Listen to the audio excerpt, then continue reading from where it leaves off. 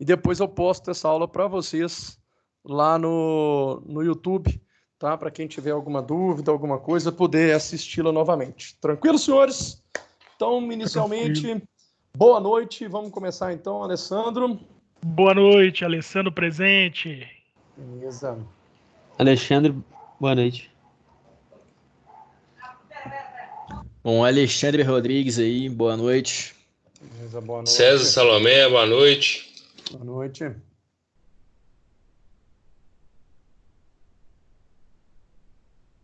Dei, quem que é Dei? Daiana, boa noite. Daiana, boa noite, Daiana. Aparece só pra gente. Aqui só aparece pra gente. Aqui, ó. Por isso que eu tô vendo, só aparece Dei, tá vendo? É Então, Daiva, não? Não sei, né? Aqui a gente erra nessas leituras aí. Sei lá, a gente não pode, às vezes, ler o que a gente quer, mas vamos que vamos.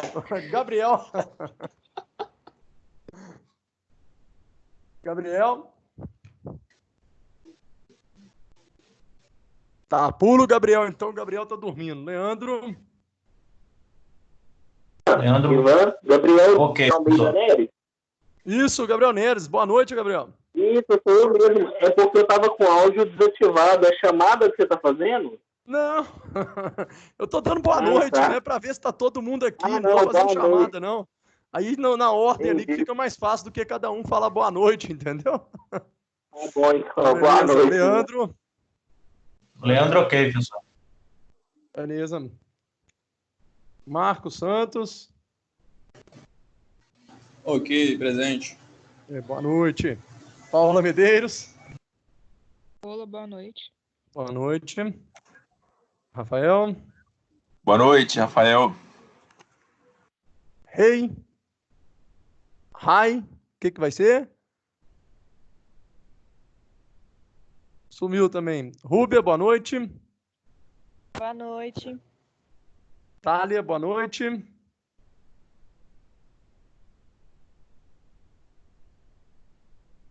Thalia, não sei.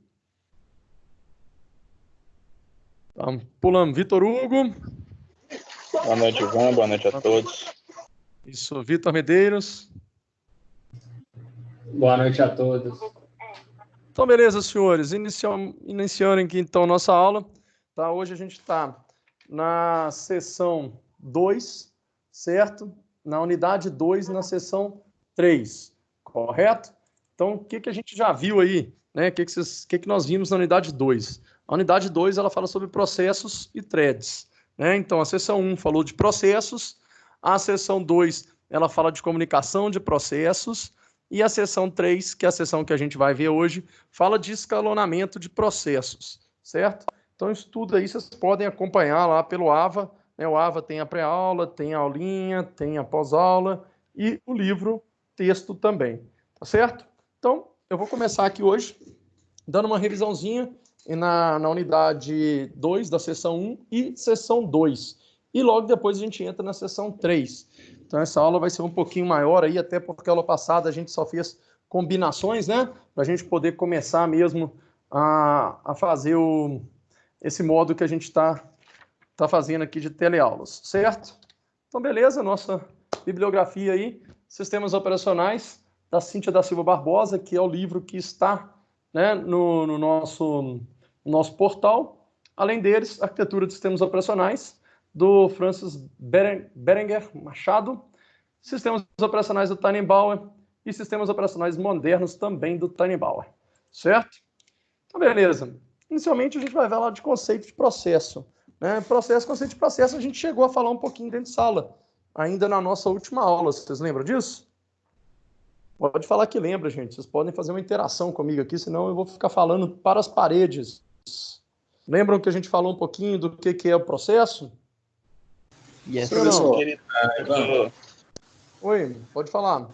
Então, Marcos aqui, essa é a primeira aula que eu estou conseguindo participar sua de SO. Então, a última aula eu não consegui participar. Tá certo. O que acontece? Para quem está participando a primeira vez, né, o que acontece? As aulas que eu dei, igual essa que eu estou dando agora, todas elas acompanharam o AVA. Então, se vocês derem uma olhadinha lá no nosso AVA, né, na unidade 1 e na unidade 2, que é a unidade 2 aqui, eu vou fazer uma revisão e depois vou começar na seção 3, ela vai falar de processos e de threads, certo? Então, eu vou falar um pouquinho o que é processo aqui, vou falar um pouquinho o que é thread, e depois a gente vai caminhar aí para o escalonamento de processos, que é o que realmente é a aula de hoje. O material também já está postado lá no AVA, tá? O material que eu dei dentro de sala. Então, se você quiser, Marcos, você pode olhar lá. Bom, então, caminhando aqui, senhores, sobre processo, né? O processo é um programa em execução. Toda vez que a gente tem um programa em execução, eu tenho um processo. Um programa corresponde a uma sequência de instruções. É algo passivo, sem vida. Uma cadeia de código executável gravada em disco. Tá? E o que é um processo? O processo é um elemento ativo, um elemento vivo. Ele está em execução e altera seu próprio estado enquanto é executado. Então, o que acontece?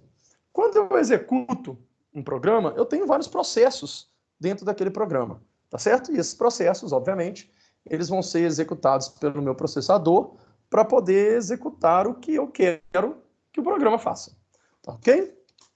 Um único programa pode ser instanciado, que é posto em execução, mais de uma vez. Por exemplo, um usuário executando várias instâncias do seu navegador de internet, nesse caso, tem um único programa dando origem a mais do que um processo. Okay? Então, eu vou lá, acesso o meu navegador da internet. Ali eu tenho um programa. Quando eu pego e abro várias abas, o que está acontecendo? Eu estou abrindo vários processos desse meu programa. Correto? Então, a execução do processo, conceitualmente, o processo é a abstração de um programa, ou parte de um programa em execução. Então, um programa ele é feito de vários processos. Ok? É um modelo apropriado para a compreensão da multiprogramação, que hoje em dia ele é presente em todos os nossos sistemas operacionais. Né? Então, a gente viu o conceito de multiprogramação, a gente viu um pouquinho lá quando a gente falou de evolução dos sistemas operacionais. Tranquilo? A nossa aula lá que a gente teve ainda presencial. Tá, aí o trem falhou aqui, mas tá. Estados de um processo. Os processos podem passar por diferentes estados ao longo do seu processamento. Ele pode estar em execução, ele pode estar pronto, ou ele pode estar em espera ou bloqueado. Então aqui, ó, olha que bacana esse desenho aqui, ó. Eu tenho um processo em execução, e esse processo em execução, eu tenho um processo pronto que vai, num certo momento, virar em execução. Esse em execução, ele pode ir para o pronto, para aguardar novamente ser processado, ou ele pode ser bloqueado. O meu processo bloqueado, ele só pode estar pronto para que ele possa o quê? Entrar em execução. Tranquilo, senhores? Isso aí? Essa questão desse processo aí, o tipo desses processos, esses estados aí, e o que eles podem ser alterados aí? Tranquilo? Execução para bloqueado, bloqueado somente para pronto, depois pronto para execução, tá certo? Eu nunca posso pegar um processo pronto e montar para bloqueado. O de execução ele pode vir para pronto ou pronto para execução, mas o bloqueado não pode ser executado. Ele tem que primeiro ficar pronto para depois ser executado. Beleza. Estados do processo, né, em execução. O que vai ser? Quando está sendo processado pela CPU, né, pela nossa unidade central de processamento. Os processos são alternados para a utilização do processador. Então, quando ele está em execução, ele está sendo processado lá pela minha UCP, certo? Pela minha CPU. E isso aí ele vai alternar para que eu possa fazer o quê? Fazer a multiprogramação. Fazer todos os processos serem executados aí. Pronto. Quando possui todas as condições necessárias para executar o que está sendo aguardado. Executar e está aguardando. Né? Então ele fica aguardando ali, está tudo prontinho. É só ele chegar e o quê? E executar. Tá certo? Ele normalmente aguarda porque o processador está executando algum outro processo.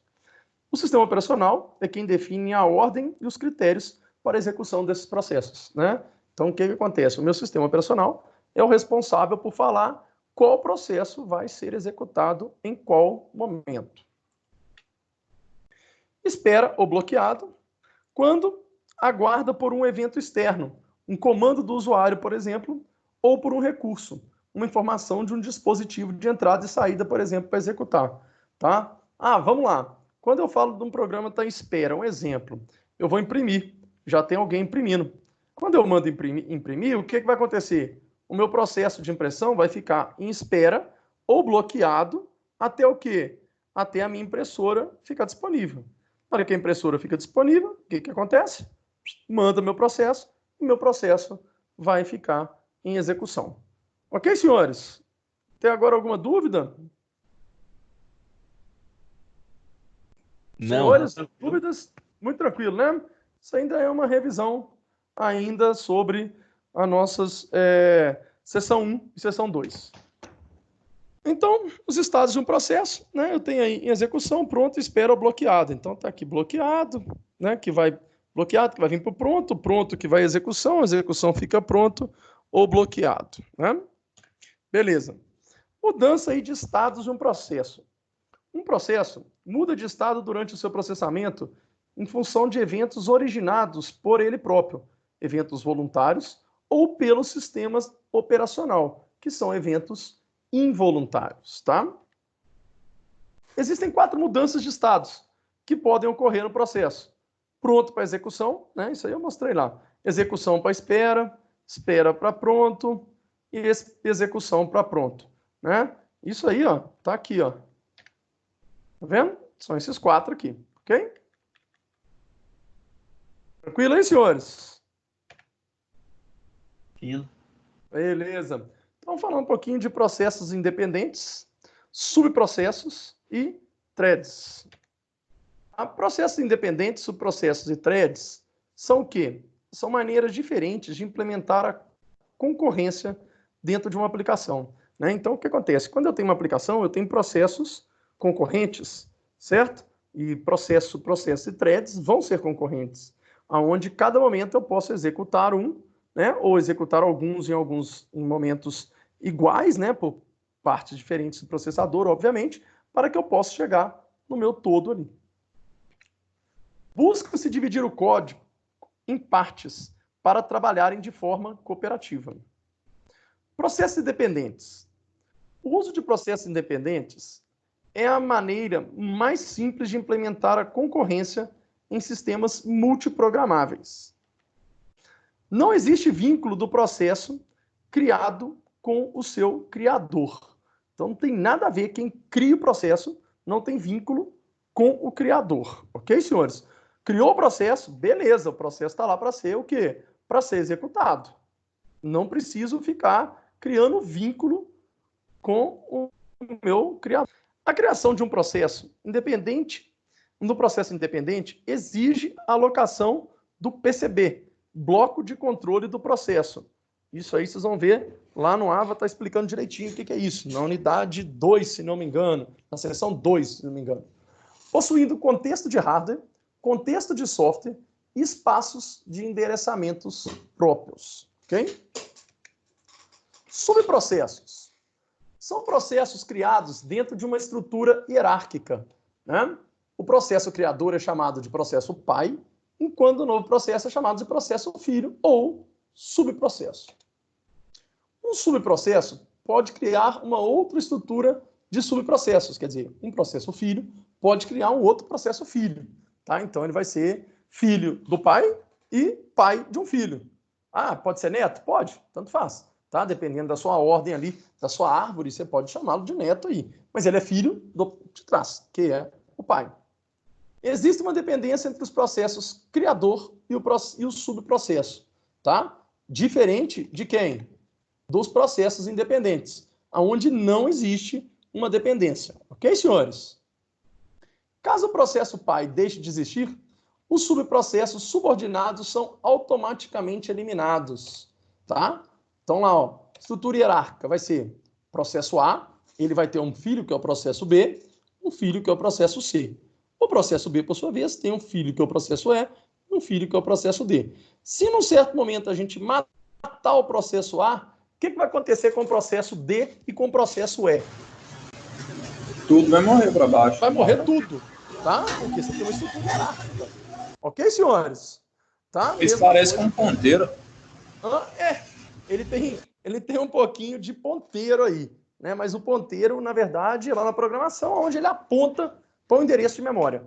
Aqui a gente está falando de processos, né, que são dependentes do processo pai, né? Uma hierarquia aí de processo pai e filho, tá certo?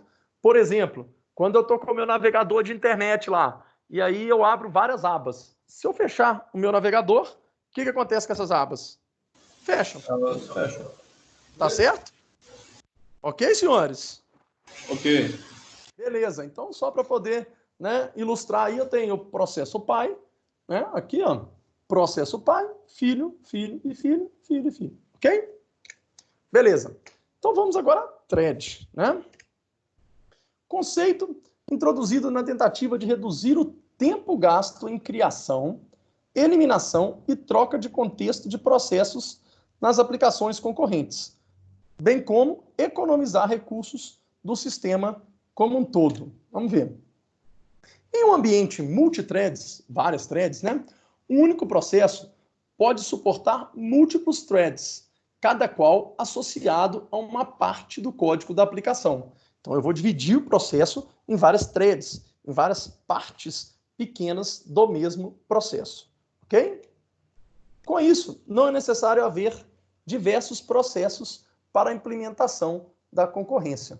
Como eu divido um processo em várias threads, que são processos menores, eles podem ser executados até que eu consigo o total e volto com a execução do processo ali. Threads ainda. Compartilham o processador da mesma maneira que um processo. Enquanto uma thread espera por uma operação de entrada e saída, outra thread pode ser executada. Então, olha só, eu tenho aqui o contexto de software, onde eu tenho o quê? Várias threadzinhas, cada um em um espaço de endereçamento de memória. Cada um executando alguma coisa ali dentro de um processo maior. Ok, senhores? Tranquila a diferença entre processos, entre os processos. Vamos voltar aqui, ó. Entre os nossos processos independentes, os nossos subprocessos e as nossas threads. Vocês conseguiram entender essa diferença? O que é cada um? O que é um processo independente? O que é um processo que tem hierarquia, que são subprocessos? E o que é uma thread? Eu só fiquei meio confuso na parte da thread aí. Os processos eu entendi. Tá, processos independentes, você vai criando processos que são totalmente independentes, ok? Então, o que acontece? Você cria um outro processo que não tenha dependência. O subprocesso, um processo depende do outro. Um processo filho, né, que depende de um processo pai. E a thread é a divisão de um processo, aonde você tem que executar todas as threads para poder completar o seu processo. Ok, senhor? Ah, tá, entendi. Entendeu? Aham. É a divisão dos processos. São Entendi. processinhos, né? Vamos falar assim. Tranquilo. Então, Tranquilo? são vários threads que compõem um processo. Isso, correto. Ah, sim. Entendi. Beleza? Isso aí, o que Beleza. acontece? Quando a gente fala em sistemas operacionais, né, lógico, nossa matéria é sistemas operacionais. A gente fala que o sistema operacional, ele vai o quê? Ele é que vai controlar a execução do meu hardware, correto? Beleza? Beleza. Então, o que acontece? Eu tenho os processos e ele é que vai mandar esses processos serem executados. Então, quando eu tenho um processo maior, obviamente, o que ele vai ter que fazer? Ele vai ter que alocar um espaço maior de memória, por exemplo. Mais recurso. Tá? Mais recurso. Se eu dividir isso aí em threads, né, eu posso pegar somente aquela parte do processo que precisa ser executado e posso colocar ele numa parte menor do seu recurso. Então, eu tenho o quê? A multiprogramação, eu tenho a velocidade. Porque eu estou o quê? Utilizando melhor os meus recursos de hardware ali. Ok, senhores? Aham. Mamão com açúcar isso aí, né? Beleza. É como se ele distribuísse a quantidade de recurso específico para aquele processo. Isso. Não é, na verdade, ele não vai distribuir o recurso através do processo. Ele já tem um recurso distribuído, e aí a gente vai ver mais para frente, em relação ao gerenciamento disso aí, ele vai começar a fazer o quê? A pegar o tamanho dos recursos e alocar o tamanho do processo e alocar no tamanho do recurso que comporta esse processo. Ok? Seria como uma janela de multitarefas, professor? Ele é um multitarefas, né? É isso mesmo. Ele é multitarefas, entendeu? Ele vai pegar todos aqueles processos, a gente vai ver mais na frente ali em gerenciamento, né? Ele vai pegar todos aqueles processos e vai falar assim, beleza, qual que é o tamanho que você tem aí para poder, né? A gente vai ter um nome mais para frente ali, que vai ser assim, o tempo de execução, né? Isso aqui, por exemplo, é 4 segundos de execução, eu tenho um tamanho 4. Eu tenho um processo tamanho 4 e tem, joga ele lá. Para que eu vou pegar e alocar toda a minha memória para um processo que não vai ocupá-la toda, por exemplo, entendeu? Então eu tenho um Professor, Oi. uma dúvida, quando você está falando de thread, o processo, você sempre fala que, tipo, nunca nada vai rodar ao mesmo tempo, sempre tem um delay, tipo, porque vai levantar uma máquina virtual e vai rodar um processo em uma máquina e outro vai rodar em outra. Olha só, quando eu falo que nunca vai rodar ao mesmo tempo, é o seguinte, no mesmo espaço de memória, você não consegue rodar 2 processos ao mesmo tempo, entendeu? Você tem a memória dividida em vários espaços. Eu consigo rodar 2 processos na mesma memória, mas não no mesmo local, no mesmo momento, entendeu? Certo, mas o processo de thread, a diferença, qual que é a diferença em si dos dois? Do processo da thread? Dos 3, né? Dos 3 processos que o senhor explicou. Tá, então eu tenho processo independente. Eu tenho um processo que vai criar um outro processo. Né? Certo. Por exemplo, você vai ter lá você tem um download dentro de um... Você abre o navegador de internet e tem um download, correto? Correto. Se você fechar o navegador de internet, o download continua. Sim? Isso. Ele é processo independente. Entendi. Ele abriu um processo independente. Abriu um processo independente, está fazendo download. Você fechou a janela, o download continua. Bacana. Ok? Beleza. Quando eu tenho processo filho, subprocessos, eu abro o navegador de internet, né? Aí eu abro várias abas. Essas abas são subprocessos dessa aba. Correto? Sim. Correto. E quando eu falo de thread, né? Estou falando assim, só para você entender o que é. Quando eu abro uma página da internet, eu tenho um processo que carrega a figura, um processo que carrega o link, um processo que carrega o texto, e eles são feitos ao mesmo tempo. Você concorda? Ele vai terminando e vai carregando para você. Sim. Entendeu? Entendi. Conseguiu então, entender a diferença? Então, para ficar um serviço mais fácil, então, é isso, né, professor? Um thread. Um thread seria a divisão para facilitar o processamento. Sim, para ter uma multiprogramação. No caso, então, é como se fosse um tanto de processo junto e fosse carregando em, tipo assim, terminou um, carrega o outro e assim por diante. Isso, só que são processos menores. Threads são processos menores. Tá certo? Entendi. É a divisão do processo, mas são processos menores. Entendi. Ok? Professor, a gente vai ver sinal, semáforo, essas coisas? Cara, a gente vai ver só na teoria o que é semáforo, entendeu? Entendi. Na verdade, ele já até passa aí na unidade 2 aí, ele fala o que é semáforo. Quando ele fala de comunicação entre processos. Entendeu? Só explica lá o que é semáforo. Eu muito bem semáforo.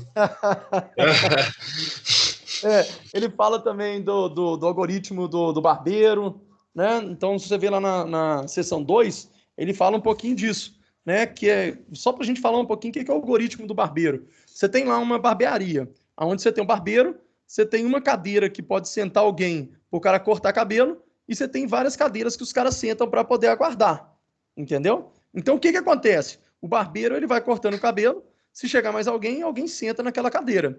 O cara que acaba de cortar, ele vai embora, e o cara que vem entrar, ele vai sentar de novo na cadeira. Então, ele tem que controlar de jeito que ele não fique com muitos processos na cadeira, esperando para ele poder conseguir cortar o cabelo de todo mundo e ninguém ficar insatisfeito. Ninguém chegar lá, não tiver cadeira para ele sentar e ir embora. É como uma pilha, né, professor? É, praticamente isso. Mas aí a gente tem pilha, a gente tem lista, a gente tem fila. Tá? Isso vai depender do quê? Do escalonamento de processos. Tem aquele jantar dos filósofos também, né? Tem dos filósofos também. Aquele que senta todo mundo na mesa, aí dá um garfo para cada um, e aí para o cara comer o macarrão, o cara tem que ter 2 garfos. Então ele tem que pegar o garfo do cara do lado. Então, enquanto ele pega o garfo do cara do lado, ele come, o outro pensa. Aí, na hora que ele termina, ele coloca o garfo do lado e o dele. Aí, os caras que estão do lado podem pegar o dele para poder comer. Entendeu? Tem esse algoritmo aí também. Entendeu? Beleza? Entendido, beleza. Beleza. Só responder aqui que os caras estão confundindo as aulas aí de todos os dias aqui. Meu Deus do céu. Você tá lá, né, César? No grupo lá, né? Do qual? Beleza. Os caras estão falando que tem aula minha hoje lá de outra disciplina, mas não tem não. Vamos lá. Tranquilo, senhores, então? Todo mundo tranquilo em relação a isso aí? Processos independentes, subprocessos e threads. Todo mundo conseguiu entender o que é? Eu consegui entender. Alguém tem alguma dúvida aí, senhores e senhoritas? Por favor, alguma dúvida, falem agora que eu estou aqui. Né? Eu dei aula outro dia, eu falei, o cara chegou para mim, tipo assim, acabei de dar aula 10 horas, 10h20, professor, eu não entendi nada. Eu falei, meu Deus do céu, por que você não falou na hora da aula? Ah, porque eu pensei que eu não podia parar a aula, não. Eu falei, não, velho, faz comigo, não. Né? Tem dúvida, gente? Pergunta, tá? Não deixa passar, não. Igual em sala de aula. Beleza, senhores? Beleza. Beleza, então vamos que vamos. Então, aqui, ó, thread. Já falei isso aqui, já falei aqui também, né? Cada thread tem um próprio contexto de hardware, que compartilha o mesmo contexto de software, espaço de endereçamento com os demais threads do processo. Compartilhamento do espaço de endereçamento permite que a comunicação de threads dentro de um mesmo processo seja realizada de forma simples e rápida. Um exemplo de um uso de uma thread, navegador de internet, enquanto uma thread carrega imagens ou texto de uma página, outra thread vai recuperar o quê? Os dados da rede, por exemplo. Tranquilo, senhores? Beleza? Beleza. Então tá bom. Então vamos que vamos. Implementação de thread. A implementação de thread pode ocorrer no espaço do usuário, no núcleo do sistema operacional ou em uma implementação híbrida, que vai ser no espaço do usuário e do núcleo. Vamos ver o que é isso. Mais aí. Thread de usuário.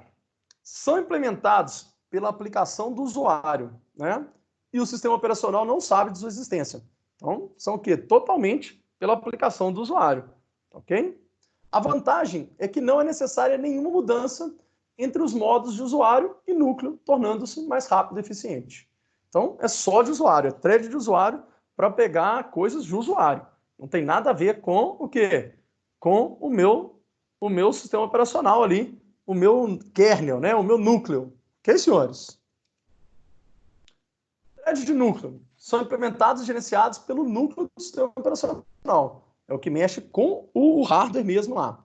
A desvantagem dessa implementação é que todo o gerenciamento desses threads é feito por chamadas ao sistema, o que vai comprometer, obviamente, a performance do meu sistema.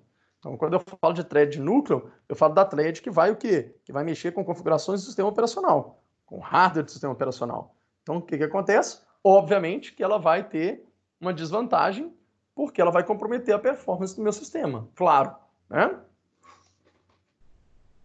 As testes híbridas, que são implementados tanto no espaço do usuário quanto no núcleo do meu sistema operacional. Eles vão usar os dois, né? Então, ele usa parte de um sistema do usuário e parte do sistema do núcleo. O sistema operacional sabe dessas threads do usuário e faz também o seu gerenciamento. Então, são as testes que são as threads que são criadas lá no usuário, que também vão participar da mudança ali do hardware, né? Do processamento ali daquele hardware ali. Então, o meu sistema operacional, ele fica sabendo disso, obviamente, que vai mexer com o kernel, né, com o núcleo, e ele vai ter que controlar isso aí, ok? A vantagem dessa implementação é flexibilidade em função das duas implementações, né? Porque ele consegue praticamente utilizar os dois ao mesmo tempo. Tá? Então, quando eu falo aí de uma teste de kernel, alguma coisa, é alguma alteração mesmo do sistema operacional, alguma alteração de placa, alguma coisa que mexa mesmo com o hardware. Tranquilo, senhores? Beleza? Oi. Tranquilo. Do thread de usuário, na prática, o que seria? O que seria um thread de usuário? Algum programa do usuário que vai mexer só com o programa, ele não vai mexer em nada do núcleo do Windows, por exemplo. Né? Vamos supor, um Excel, cara. Uma planilha de Excel lá, um processamento que não vai mexer em nada com o Windows. Ok? Aí, a partir do momento que eu mando imprimir, aí ele já passa a ser um thread híbrido.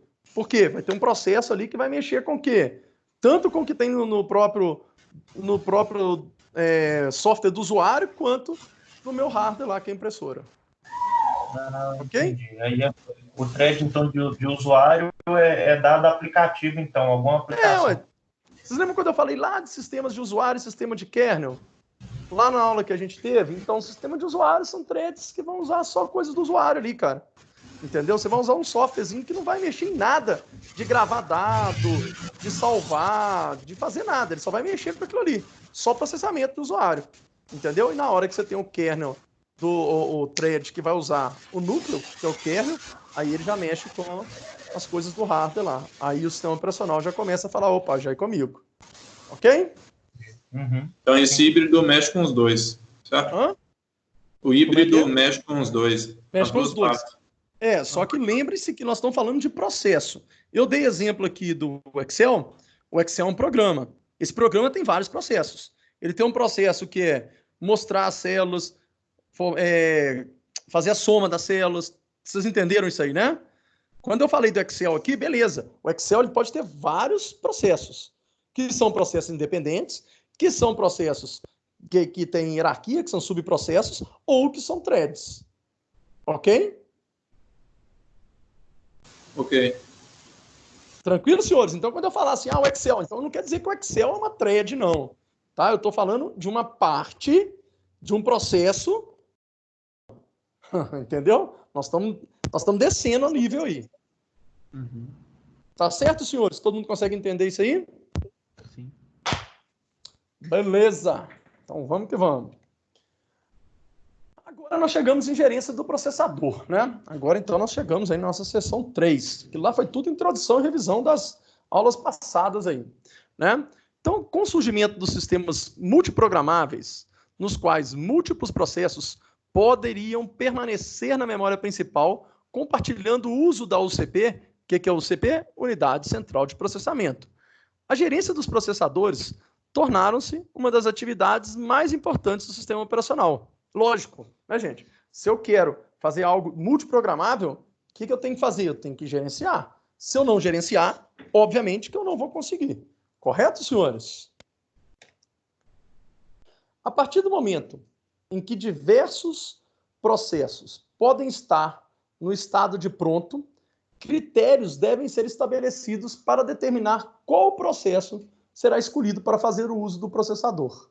Então, o que acontece? Eu tenho ali uma pancada de processo pronto. Aí, como que eu vou escolher qual processo que eu vou executar?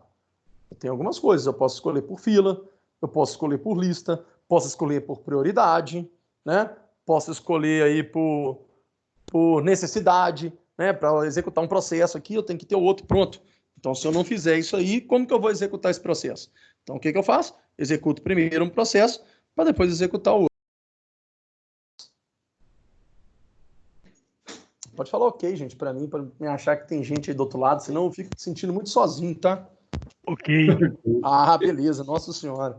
Não faz isso não, ficar em casa já tá difícil, cara. Vocês ficam sem falar nada aí, eu me sinto sozinho aqui falando para as paredes. Continuando. Os critérios utilizados para esta seleção compõem a chamada de política de escalonamento, né? Então, obviamente, eu vou ter critérios, e alguns critérios que eu vou ter são as políticas de escalonamento. Política de escalonamento é a base da gerência do processador e da multiprogramação em um sistema operacional. Dependendo da política de escalonamento que eu vou definir, eu vou ver como que vai ser o processamento, né? Como que vai ser a rapidez desse processamento, né? Como que eu vou utilizar essa multiprogramação. Então, tudo vai depender da política de escalonamento que eu vou utilizar. Então, olha só, eu tenho aqui células no estado de execução, eu tenho células no estado de espera, né? Voltando lá nos tipos aí que eu tenho, né? Os modos que eu tenho dos processos, né? Os estados dos processos. Então, eu tenho aqui estado de execução, estado de espera, estado de pronto. Tem uma porrada no estado de pronto. O escalonamento é que vai pegar um desses aqui e falar assim, vem cá, que eu vou executar. Tranquilo, senhores? Senhores? Tranquilo. Ah, beleza, tem gente me ouvindo, graças a Deus. A política de escalonamento de um sistema operacional tem algumas funções, né? Diversas funções básicas aí. Primeira, manter o processador ocupado a maior parte do tempo. O que seria isso? A minha política de escalonamento é aproveitar ao máximo o meu processador, né? Claro, eu não posso deixar o processador parado em momento algum. Quanto mais eu utilizar, mais rápido vai ser, tá certo? Eu acho até que meu Windows está de sacanagem, deve ter alguém bloqueando isso aí, porque o bichinho que tá lento, eles devem falar assim, você tá pronto, fica aí, vamos matar o Ivan de raiva, entendeu? Não tem lógica, mas é isso aí que ele tem que fazer. Tem que pegar o processo que está pronto e mandar para o processador. Balancear o uso da UCP entre os processos, né? Então, o que acontece? Quando eu falo de balancear, a gente vai falar de cada um desses aí mais tarde, mas eu vou falando já. Eu vou pegar a minha UCP e vou balancear isso aí, para não ficar o quê? Somente um processo utilizando, né? Por exemplo, quando eu estou abrindo alguns softwares aí, o que eu faço? Eu vou lá e mando, entendeu? O quê? Mando os processos para o meu processador, um pouquinho de cada um, para que eu possa ter o quê? A multiprogramação, né? Para que eu possa ter todo mundo, o quê? Executando aquilo ali, ok? Tranquilo, senhores, em cima disso aí? Balanceamento da UCP? Sim, sim. Beleza? Privilegiar a execução de algumas aplicações críticas, né? Então, o que acontece? Eu tenho algumas aplicações que são críticas, então eu tenho que privilegiar isso aí. Maximizar o throughput do sistema, né?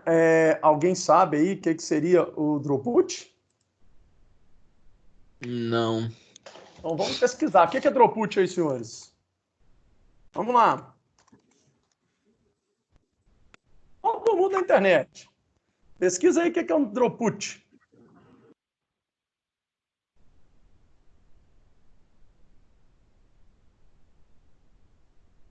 Acharam aí?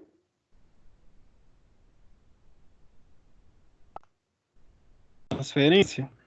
Sim, é uma taxa de transferência, taxa de utilização aí, né? Então, o que acontece? Eu tenho que maximizar isso aí. O que é esse throughput? É a troca dos processos, entendeu? Eu tenho que maximizar isso aí, eu tenho que fazer isso aí ficar o máximo possível. A gente vai ver um pouquinho sobre throughput mais para frente aí também, tá? Oferecer tempo de resposta razoável para os usuários interativos, né? Lembre-se que interativos é o quê? Troca de mensagens, interação. Então, eu tenho que oferecer um tempo de resposta razoável. Porque se eu solicitar alguma coisa e ele não fizer, eu vou ficar com raiva. Eu vou falar, nossa, esse computador é um lixo, ele não está respondendo o que eu quero. Ok? Cada sistema operacional possui sua política de escalonamento adequada ao seu propósito e às suas características, né? Ah, mas como assim, Ivan, cada sistema operacional? Se você pegar o sistema operacional, um Windows Server, ele tem uma política de escalonamento. Se eu pegar o Windows 10, ele tem outra política de escalonamento. Todo mundo consegue entender isso aí, senhores? Sim. Sim? Beleza? Professor, o que são essas políticas de escalonamento? As políticas de escalonamento são justamente o quê? São voltadas para as funções. Manter o processamento ocupado, balancear o uso, privilegiar a execução, maximizar o throughput e oferecer tempo de resposta razoável. Entendeu? Só uma pergunta. Não sei se Claro. faz parte, mas o que é esse throughput? Nós falamos aqui agora o que é throughput. Você não ouviu, não? Não, não ouvi, não. Não, era a taxa de transferência, né? É quando eu faço essa mudança de processo aí do que está sendo executado. Entendeu? A gente vai... Eu vou, mais para frente, a gente vai falar um pouquinho sobre o throughput aí também. Beleza? Ah, beleza. Tá certo. Vamos lá. Mas pode parar, não tem problema não. Não entendeu? Fala aí que a gente... Mas entendeu, então, por que cada política faz isso aí? Tá certo. Entendeu? O que seria utilizar cada uma política aí? Depende do objetivo do seu sistema operacional. A sua política de escalonamento aí do seu Windows Server, ela é totalmente diferente do Windows XP, do Windows 10. Concorda? Cada sistema de cada máquina altera a forma de comportamento e tal, essas coisas. Depende do que você vai utilizar para a máquina, né? Se você vai utilizar uma máquina servidora, obviamente que ele vai ter que o quê? Ele vai ter uma política de escalonamento para poder responder a tudo que os usuários pedem para ele. Se você chegar lá com o usuário local e quiser abrir um Excel, ou um cara, por exemplo, num servidor de e-mail, eu quero abrir um Excel no meu servidor de e-mail, e o cara tá mandando e-mail, qual que vai ser a política dele? Primeiro vai mandar e-mail, depois você abre o seu Excel, filho. Tranquilo? Tranquilo. Correto aí, senhores? Todo mundo consegue entender isso aí?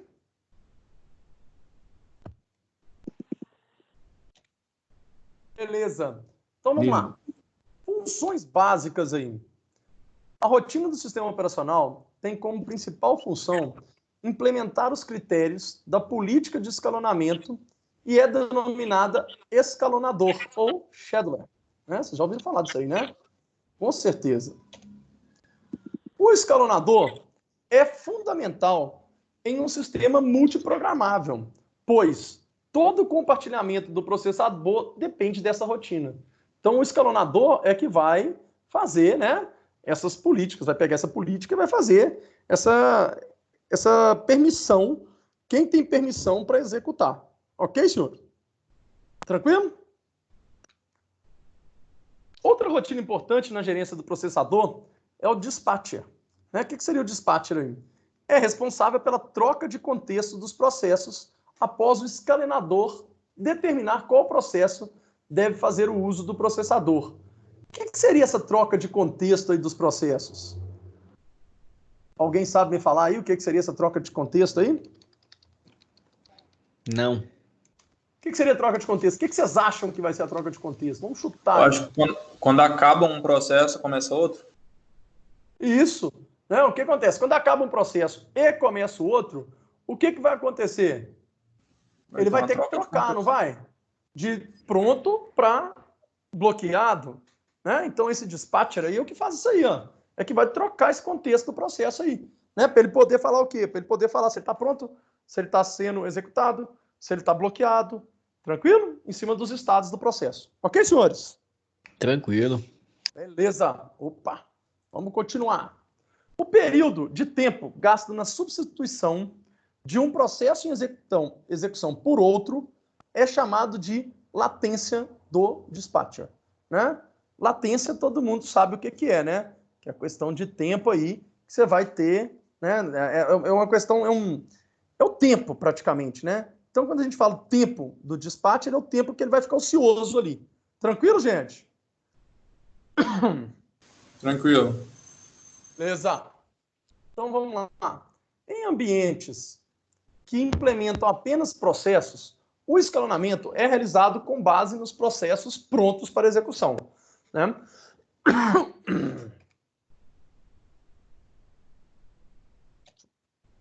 Sistemas que implementam threads, né? O escalonamento é realizado considerando os threads no estado de pronto, independente do meu processo. Por quê? Porque threads são processos menores, são pedaços dos processos.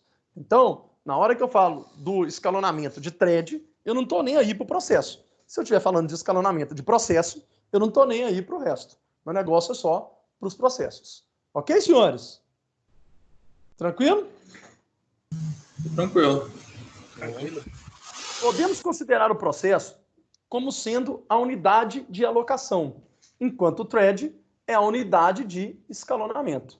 Né? Então, o processo ele é maior do que a thread. Então, a thread é a unidade menor aí que eu vou fazer a mudança do escalonamento. Porque hoje, normalmente, todos os nossos processos vão ter threads. Ok? Até porque a gente usa multiprogramação. Raramente eu vou ter um processo grande ali. Ok? Critérios aí de escalonamento. As características de cada sistema operacional determinam quais são os principais aspectos para a implementação de uma política de escalonamento adequada. Né? Isso aí a gente já falou aí. Por exemplo, um sistema de tempo compartilhado. Ele exige, né, que a forma de escalonamento trate todos os processos de forma igual, evitando a concorrência de starvation. Né? O que seria o starvation aí? Que um processo fique indefinidamente esperando pela utilização do meu processador. Tá? Então, o starvation é o quê? É quando tem um processo que ele fica ali esperando, tranquilo? E nunca entra para poder ser executado. Tranquilo? Tranquilo em cima disso aí? Em cima desse exemplo aí? No esquema de tempo real, o escalonamento deve priorizar a execução de processos críticos em detrimento da execução de outros processos, né? O detrimento vai ser o quê? Perda de execução, tá certo? Então, o que acontece? Quando eu tenho um processo lá, o sistema de tempo real, o escalonamento deve priorizar o quê? A execução dos processos críticos. Sem o quê? Sem perder a execução de outros processos, tá certo? Ok, senhores? Como que eu vou fazer isso? Põe um processo lá bloqueado, né? Bloqueio o processo, executo o processo crítico, e depois eu vou fazer o quê? Eu utilizo esse processo novamente. Tá ok? Dúvidas aí, senhores? Não, tá dando pra entender. Tá dando pra simular as coisas. Isso aí são 2 exemplos, tá certo? Eu estou falando de critério de escalonamento. Então, eu estou dando 2 exemplos de critério de escalonamento. Eu tenho um sistema de compartilhamento, né, um sistema de tempo compartilhado, né? Então, no meu sistema de tempo compartilhado, o que vai acontecer? Como que vai ser esse escalonamento? O escalonamento ele vai ter o objetivo de tratar todos os processos de forma igual, tá? Evitando a ocorrência do starvation. O que seria essa ocorrência desse starvation aí? Seria o quê? Que um processo fique muito tempo, né? Ali fala indefinidamente, fica muito tempo esperando pela utilização do processador. Por quê? Se ele é em tempo compartilhado, você concorda comigo que todos os processos têm que ser executados? Ok? Ok, quem perguntou?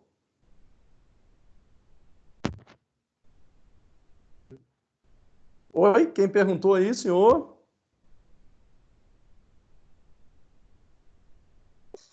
Oi, tá? Entendeu isso aí? É um exemplo, tá? Tempo compartilhado, eu tenho que compartilhar com todos os processos. Então, eu vou evitar, né, o starvation aí, que é justamente o quê? A questão de um processo ficar muito tempo sem ser executado.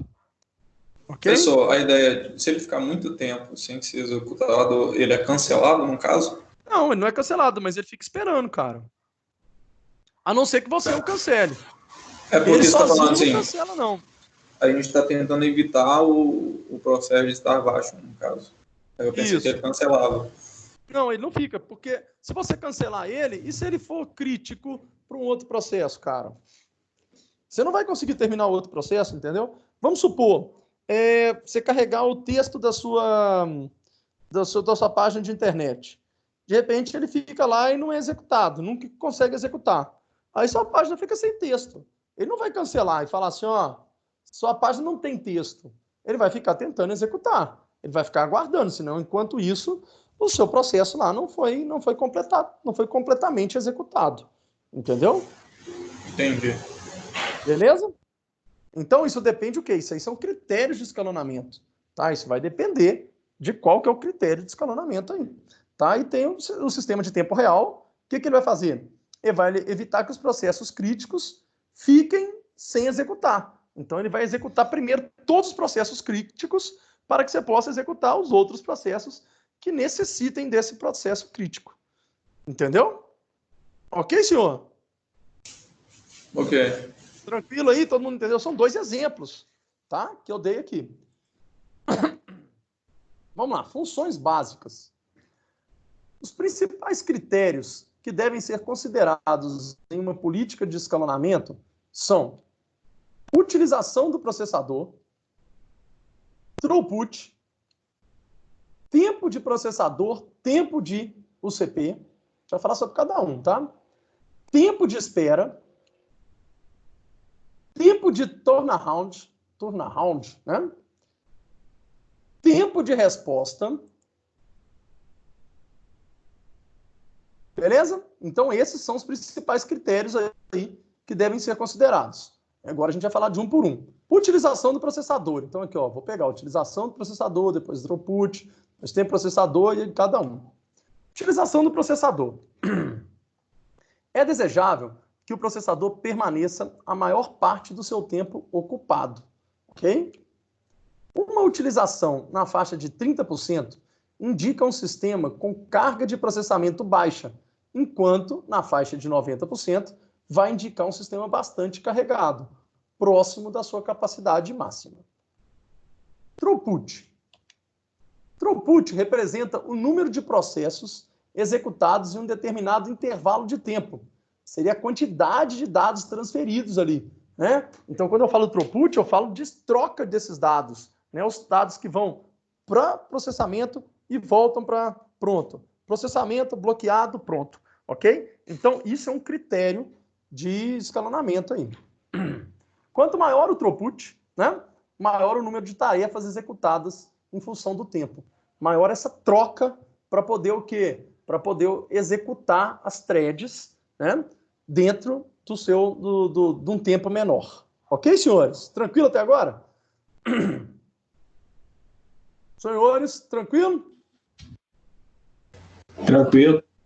Tranquilo, então. Então respondam. As senhoritas ainda estão aí ou já me abandonaram? É pelo jeito já me abandonaram. Aqui. Ah, ufa, aleluia, aleluia. Estão aí. Tá? Pelo menos uma está aí comigo. Então vamos lá.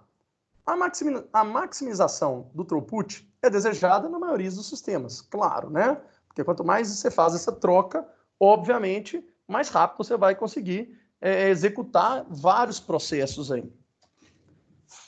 Tempo de processador, tempo de UCP, unidade central de processamento. O tempo de processador ou tempo da UCP é o tempo que um processo leva no estado de execução durante o seu processamento, né? Então é o tempo aí que eu vou executar esse processozinho, essa thread. Ivan, Oi. eu tinha falado aqui, só que estava mutado, eu não entendi muito bem o throughput, não. Peraí, então. Throughput. Vamos lá. O que é o throughput? Você entendeu o que seria o throughput? Não, eu tentei falar, só que estava mutado aqui. Tá. Ele vai representar o quê? O número de processos executados em um determinado intervalo de tempo. Certo? Que vai ser o quê? A quantidade de dados transferidos. Então, throughput vai ser essa troca de processos em execução. Entendeu? Então, quando eu falo de throughput, quando eu falo processo aqui, senhores, entendam que tem um processo e tem as threads, tá? Então, tem uma thread de execução. O throughput é a capacidade que eu tenho de pegar aquela thread que está em execução e trocar rapidamente, que é a transferência, a quantidade de dados transferidos ali, porque aí se eu transfiro os dados, eu troco rapidamente de uma thread para outra. Então, eu consigo fazer essa mudança, essa troca de execução de thread. Então, isso aí eu ganho em quê? Eu ganho em velocidade.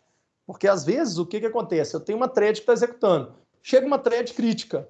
Então, esse tempo de throughput é o tempo de eu chegar para a thread que está em execução e falar, vem cá, minha filha, fica quieta aqui. Põe o crítico lá, funciona. Respondeu, tira o crítico, põe a outra. Entendeu? Uhum. Beleza, senhores? Agora deu para... Quem não entendeu aí, tá certinho? Tranquilo. Beleza, então vamos que vamos.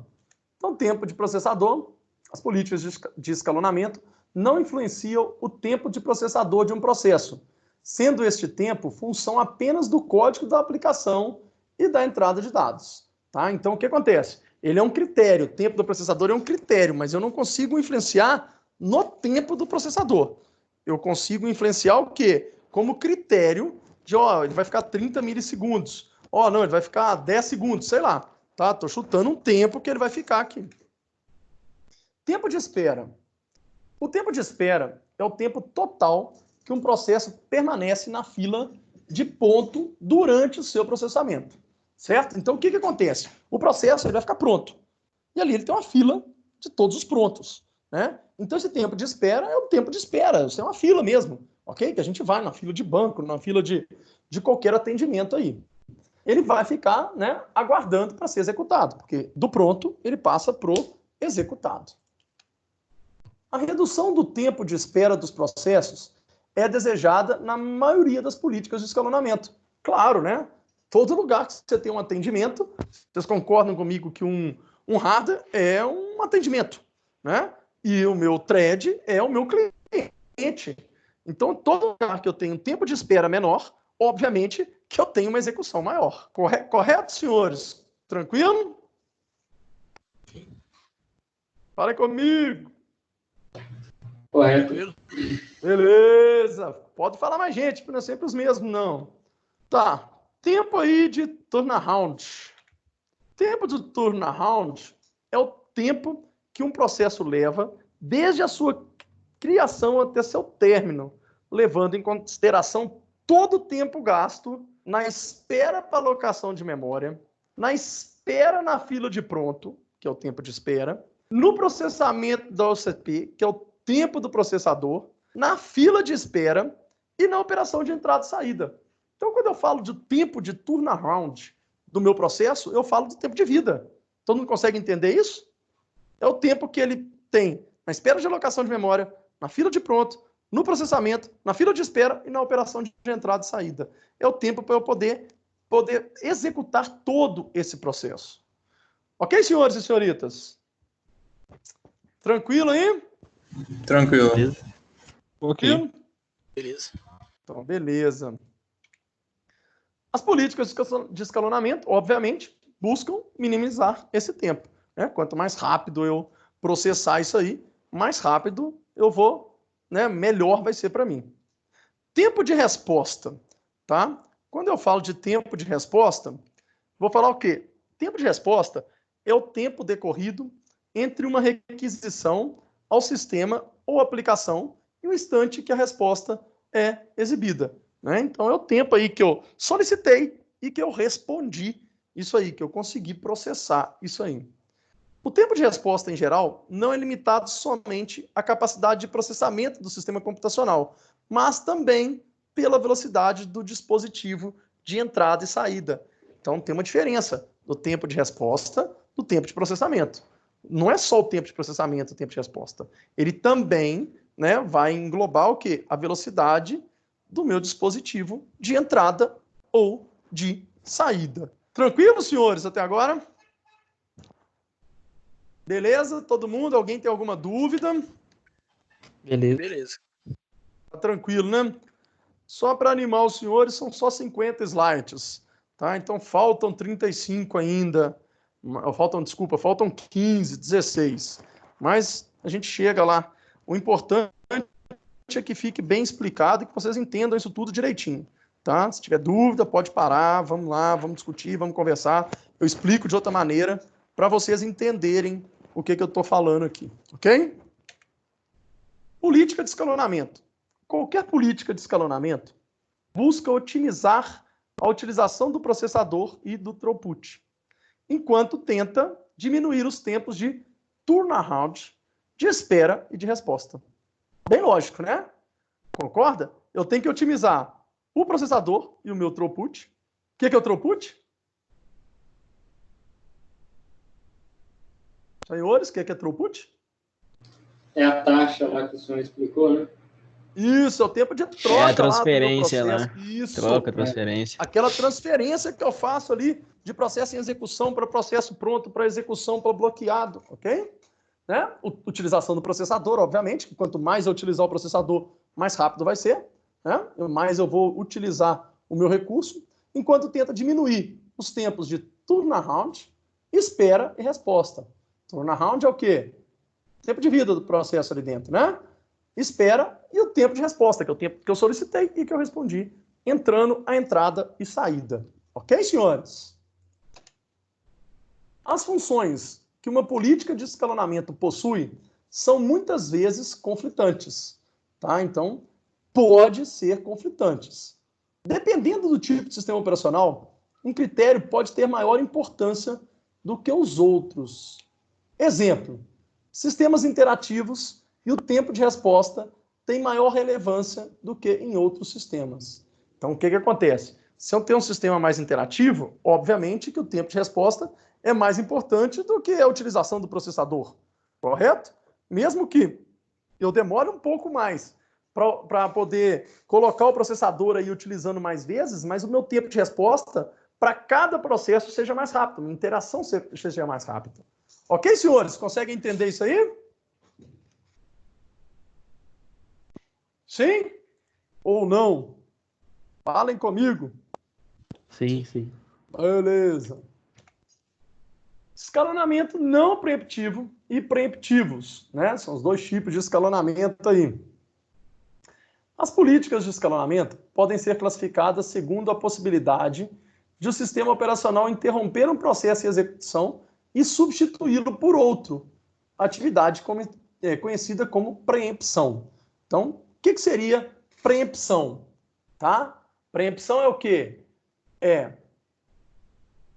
O que, senhores? Alguém fala aí para mim o que é preempção?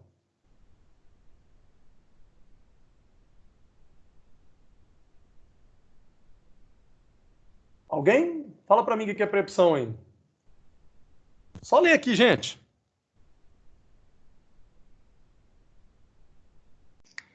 É a interrupção aí, professor? Isso, essa possibilidade de quê? De interromper um processo que está sendo executado e substituir por outro. Ah, beleza, Ivan, mas para que eu vou fazer isso? Por que eu vou fazer essa preempção? Para o recurso que você estiver usando ser usado para outro processo? Isso, porque às vezes chega um processo crítico. Eu estou executando alguma coisa, chega um processo crítico, então o que acontece? Essa preempção é chegar para o processo crítico e falar, filhote, aguenta um pouquinho aqui, volta aqui para o pronto, tá? Ou então bloqueie você e faça o quê? Executa o crítico. Então isso é que é um escalonamento preemptivo ou não preemptivo, tá certo? Então aqui, ó, nós temos dois tipos de escalonamento, não preemptivo e preemptivo. E escalonamentos não preemptivos. O que vai ser? Foi o primeiro tipo de escalonamento implementado nos sistemas operacionais multiprogramáveis, onde predominava tipicamente o processo em batch. Né? Tranquilo do processo em batch? Né? Aquele processo em linha, aquele que eu mandava fazer as coisas, ele fazia em sequência. Em TXT. Né? Como é que é? Em TXT, né? Isso, aquele TXTzão que eu fazia. Sim. É um exemplo no processo batch ali, né? Que eu punha para fazer, ele fazia. Cria um diretório, cria um arquivo, copia um arquivo, deleta outro arquivo, para lá no diretório, puf, fechou. Tá? Então isso aí vai ser um processo batch, né? Quando um processo está em execução, nenhum outro evento externo pode ocasionar a perda ou uso do processador. Né? Isso aí é o não preemptivo. Professor, Oi. Um processo em batch seria como se fosse um monotarefa? Ele não é monotarefa, entendeu? Mas ele tem uma sequência de utilização. Tá? Ele pode ser multitarefa, sim. Você pode fazer as coisas ao mesmo tempo. Mas o que acontece? Ele tem uma sequência de utilização ali. Tem uma sequência de passos, né? É uma sequência de passos. Não quer dizer que um processo batch seja monotarefa, porque nem sempre ele está executando somente aquele batch. Entendeu? E ele pode ser thread também ou não? Pode. Você pode ter threads ali deles, mas dentro de um processo você executa várias threads. Entendeu? Entendi. Beleza?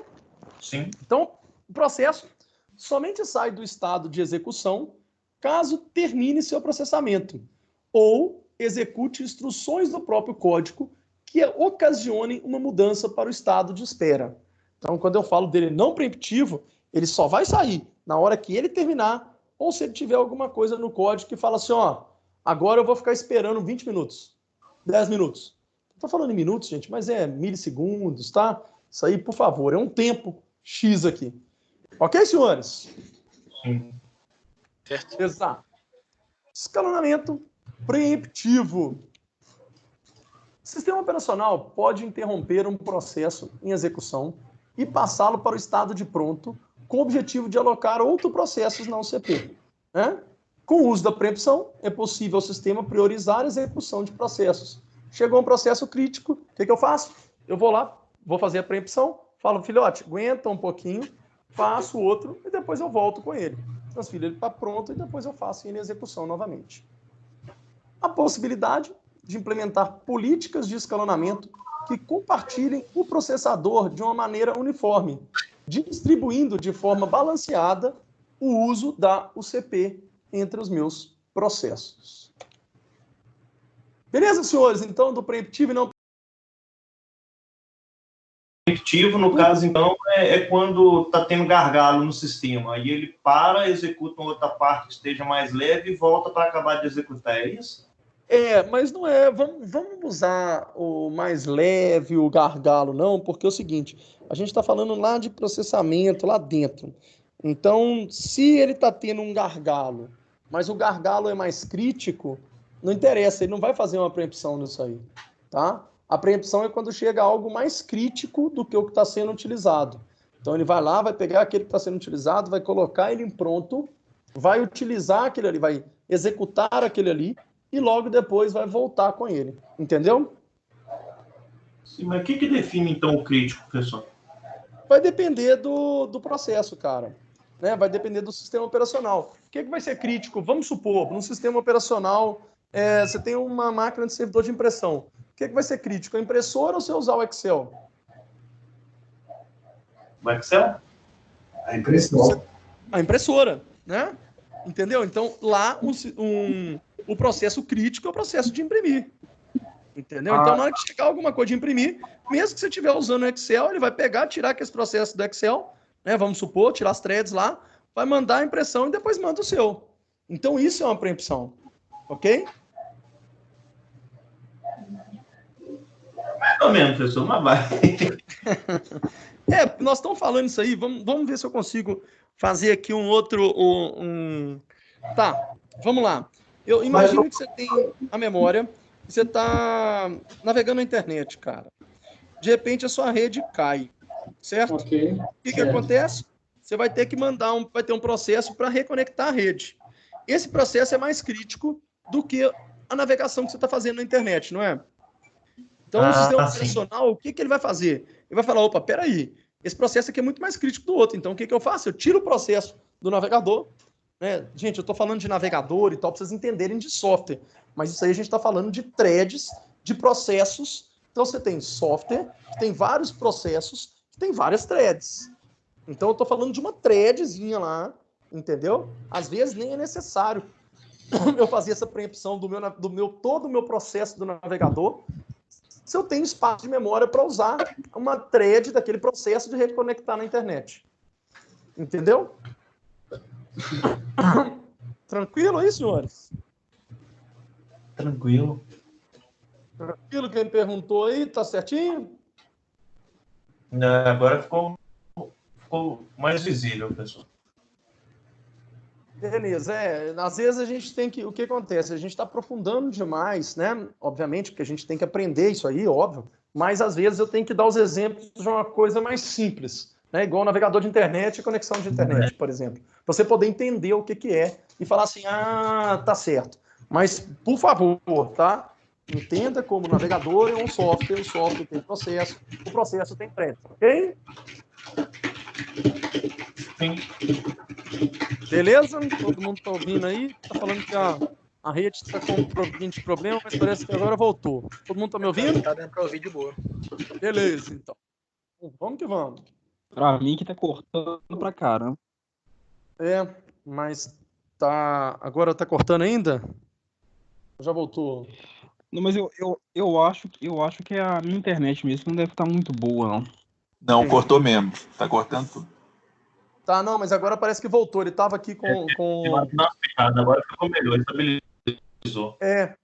Eu tava falando da rede aqui, eu acho que ele falou assim, vou te mostrar o que é isso, né? Fazer o quê? Mas parece que agora ele voltou aqui. Tá certo? Então, beleza. Agora a gente vai falar um pouquinho de alguns tipos, né, de escalonamento, certo? Então, beleza. Então, vamos lá. Escalonamento FIFO, né? O que é o FIFO? First in, first out, né? O que seria o first in, first out? O que é? Primeiro entrar, primeiro sair. Fila. É a pilha. Primeiro entrar. É fila, né? Fila. Primeiro entrar, primeiro sair, cara. Então, lá.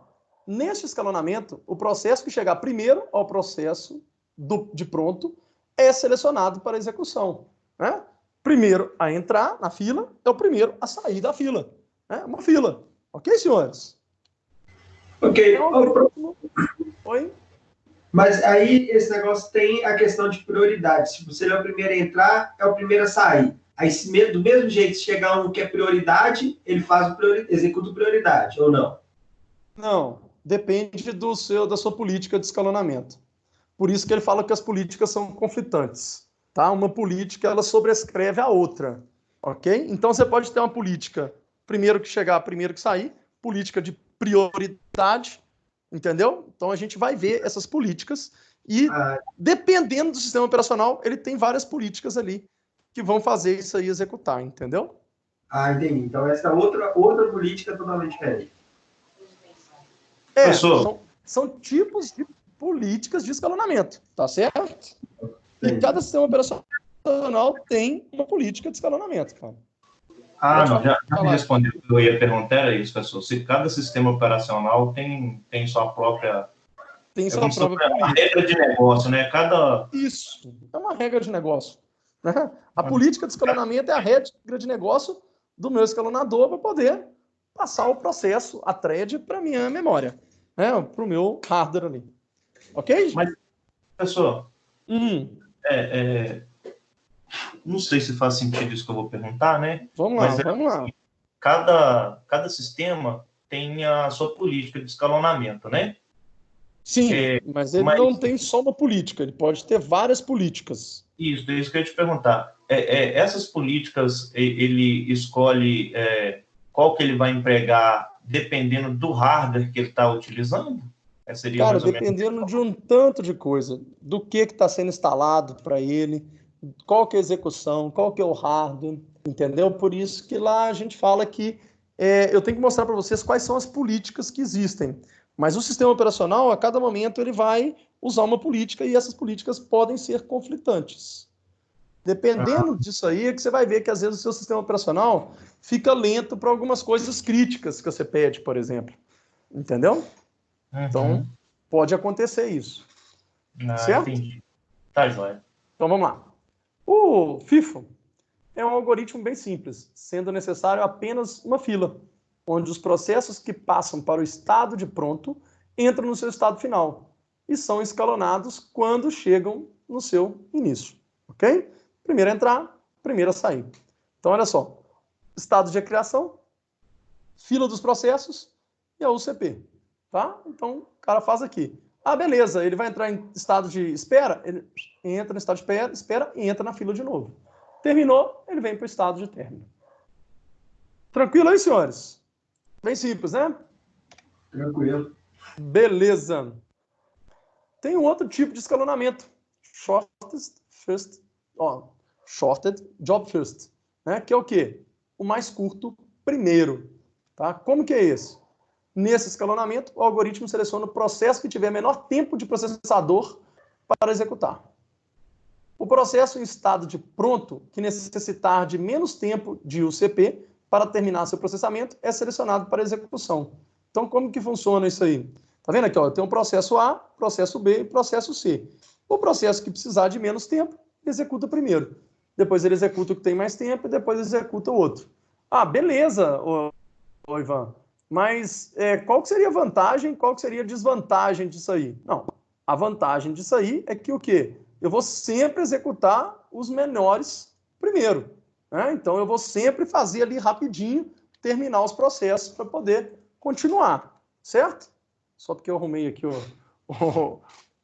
a figura aqui. Então, eu vou sempre executar os menores primeiro. Mas qual que é a desvantagem? Velho, se eu tiver um processo grande, ele vai ser o último a ser executado. Tá? Beleza, senhores? Aí isso aqui eu tenho o quê? Se ele é preemptivo ou não preemptivo. Vamos supor que eu tenho um escalonamento lá, Trusted Job First, né? Que é o quê? O mais curto primeiro. Aí, de repente, eu estou executando esse aqui. Aí, de repente, ele para aqui com 5. Chega um outro menor, que é preemptivo. O que eu faço? Eu ponho outro menor, tiro esse. Aí, beleza. Aí, depois eu vou executar mais uma parte desse, até esse aqui ficar menor. Na hora que ele ficar menor, ele vai ser o primeiro a executar aqui. Tranquilo, senhores? Nesse escalonamento? Beleza. Beleza. Ok. Esta implementação foi usada nos primeiros sistemas operacionais com processamento exclusivamente em batch, certo?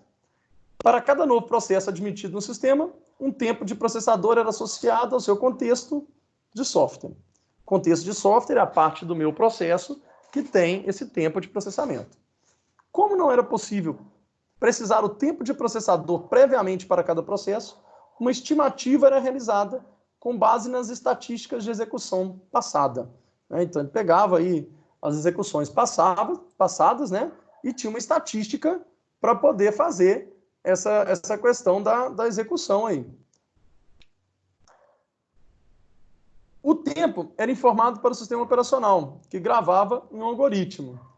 Caso o tempo informado fosse inferior ao tempo real de execução do sistema operacional, o sistema operacional poderia interromper a execução do processo.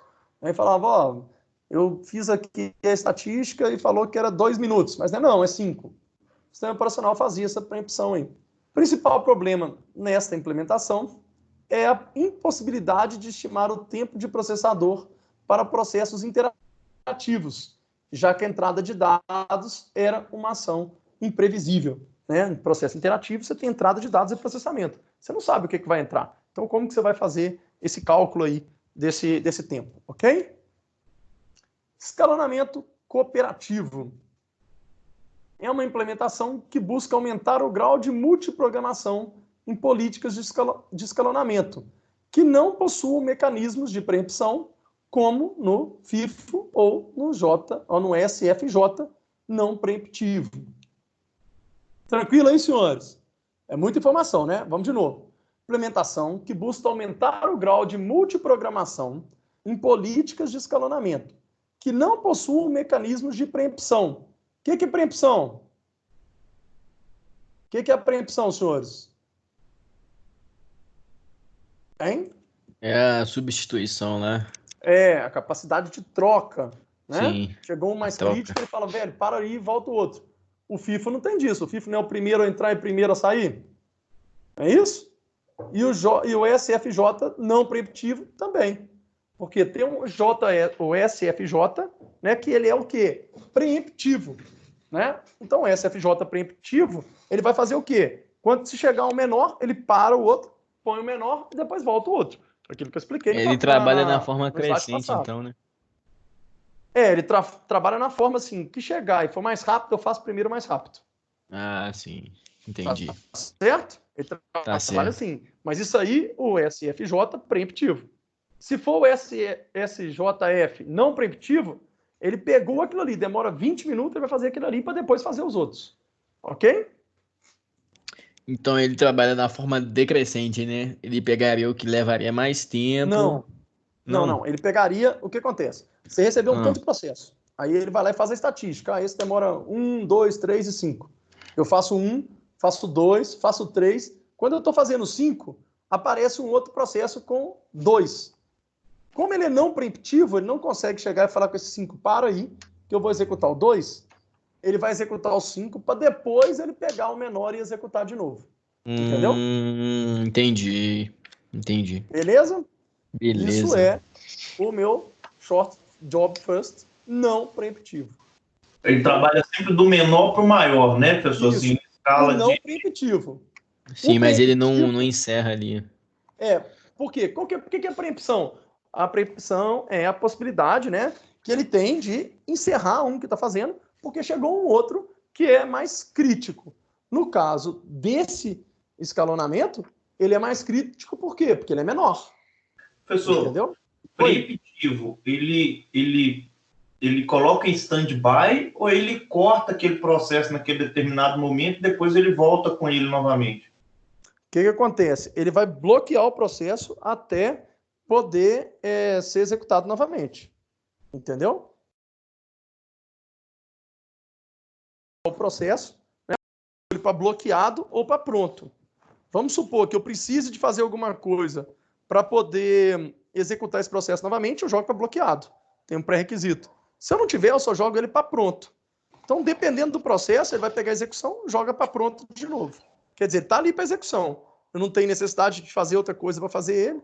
Ele fica ali para executar, enquanto eu executo esse. Depois que eu acabar de executar, eu vou lá, chamo ele e executo ele de novo. Beleza? Entendi. Ok, senhores e senhoritas?